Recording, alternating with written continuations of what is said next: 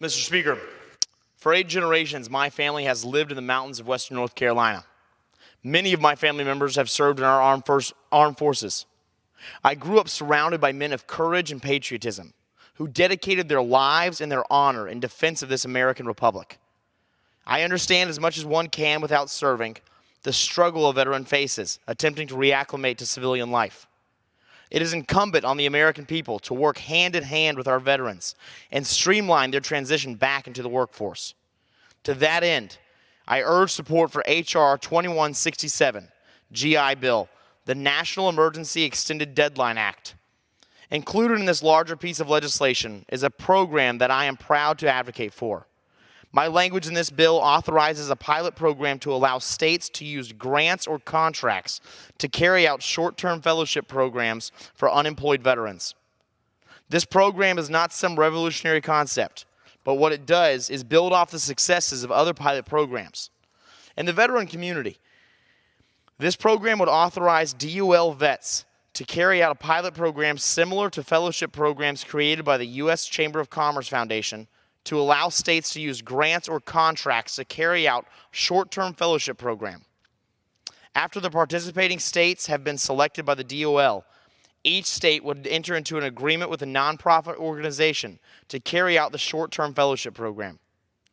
Participants would be provided a small stipend while they are participating in the program. This program prioritizes veterans and opens up new and unique pathways towards employment.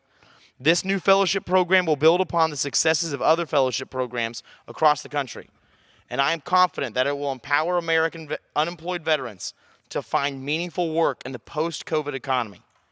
The benefits of this program are numerous.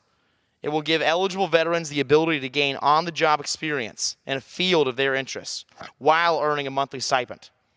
I will always fight for the veteran community in NC-11, and this program is a bipartisan measure that puts veterans first.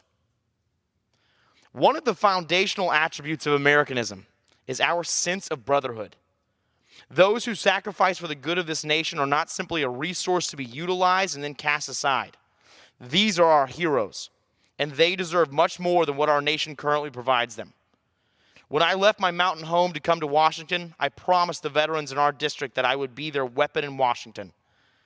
I will never abandon those who sacrifice their life and livelihood in defense of our freedoms.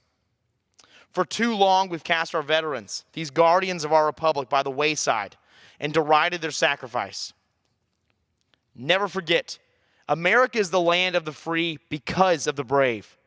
Together, we can show these men and women who dedicated their lives to us that we will not turn our backs on them. Join me in supporting the new Veterans Fellowship Program, and let's take a firm step towards supporting our veterans. I urge all my colleagues to vote in favor of H.R. 2167. The National Emergency Extended Deadline Act. With that, I yield back.